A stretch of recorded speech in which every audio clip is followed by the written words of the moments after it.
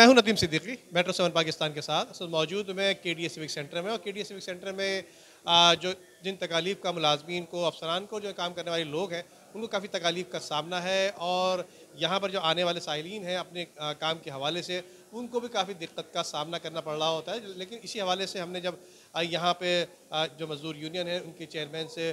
بات کی ہے، اور ان کا کہنا یہی ہے کہ یہاں پر جو لوگ اپنی پینشن اور جو دیگر بقایا جات کے لیے اب تک پریشان تھے، انتظار کرتے کرتے وہ اس دنیا فانی سے کوچ کر گئے، اور اسی طرح سے ان کی جو اولاد تھی وہ بھی انتظار کرتے کرتے اولاد بھی جو تھی وہ بھی دنیا سے فانی ہو گئی۔ تو اسی حوالے سے جو ہے مزدور یونین کے چیئرمین عبدالمتین شیخ صاحب نے جو ہے وہ مطالبہ کیا ہے صدر آصف علی زرداری صاحب سے کہ برائے مہربانی جو ہے کے ڈی اے کے ملازمین ہیں اور جو جتنے ملازمین ہیں جو پینشن زدہ ہیں، جو متاثرین ہیں، ان پہ فوری طور پر ان کی نظر ثانی فرمایا جائے تاکہ عوام الناس کو جو ملازمین ہیں ان پہ جو ہے بہتری آ سکے۔ کوئی وہاں سے باہر سے اس کو لگا نہیں سکتا، ہم نے اپنے طور پہ اپنا احتجاج ریکارڈ کرا دیا ہے۔ اب باقی لازم بات ہے ہم گورنمنٹ کو سے ساتھ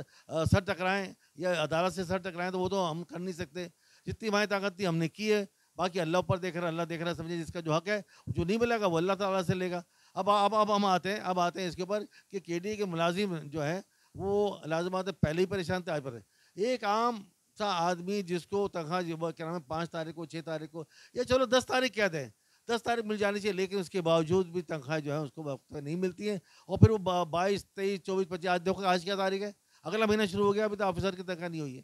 اب پینشن آپ دیکھ لیں، پینشن جو ہے وہ آدھوں کی ہوگی، آدھے کی نہیں ہوئی ہے۔ اب دوسرا تیسرا اب تیسرے میں لگ رہے ہیں ہم، سمجھے ایک تو ہمارا مہینہ پہلے اس میں لگ گیا،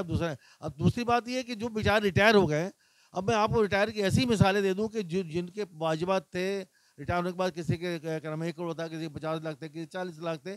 وہ بیچارے مانگتے مانگتے اس دنیا سے روانہ ہو گئے۔ روانہ ہونے کے بعد ان کی جو بیٹی تھی، بیٹی کو ہوا تو بیٹی بھی روانہ ہو گئی۔ آپ دیکھیں وہ جب بیٹی بھی روانہ ہو گئی، ضعیف ہے، وہ بھی ضعیف ہے، وہ اتنے دنیا میں جو اللہ نے نظام کیا ہے کہ اس تک جانا ہے۔ اب وہ بتائیں اپنے واجبات کس سے وصول کریں؟ اب انہوں نے کہہ دیا کورٹ کو، اب کورٹ وہ لے کے بیٹھی ہے، یہاں پیچھے سے نکالتے جا رہے ہیں، پکڑو پیچھے سے، ہاتھ پکڑو پہ نکال دو پیچھے سے، یہ بھی کام بھی چل رہا ہے۔ تو میں کورٹ کے تھرو بھی یہ بات کرتا ہوں، اور انتظامیہ سے بھی سندھ گورنمنٹ سے کہتا ہوں کہ آپ اللہ کے واسطے جو 3 ارب کی آپ کی سمری آلریڈی پاس ہو چکی ہے، وہ آپ جو ہے ان کو کرام میں پاس کر دیں، تاکہ یہ جو مر رہے ہیں۔ اور ایک اور آخری ایک جملہ ایک کے ساتھ کہ جو ہمارے کانٹریکٹ کے ملازمین ہیں اور جن کے کوٹے پاس کر دیے ہیں، ان کو بھی کرام اس کا حق دیں کہ وہ ریگولر کانٹریکٹ ہو جائیں۔ کر رہے ہیں سندھ گورنمنٹ،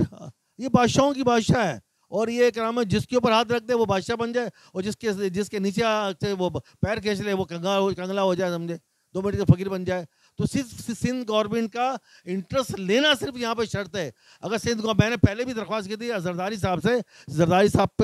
کے اوپر ہمارے بڑے قرض ہیں، کیونکہ بلڈنگ کنٹرول میں بیٹھ کے وہ یہاں پہ بہت سارے کام انہوں نے کرائے ہیں، اور ہم ساتھ ساتھ ہوتے تھے، چنے کے ہاتھ پہ ان کی پڑیاں ہوتی تھی، کیا نام ہے، اور آج ماشاء اللہ ساتھ بیٹھے ہیں۔ ان پہ فرض بنتا ہے کراچی کو دیکھیں، کراچی کو گرو نہ کریں، کراچی نے آپ کو عزت دی ہے۔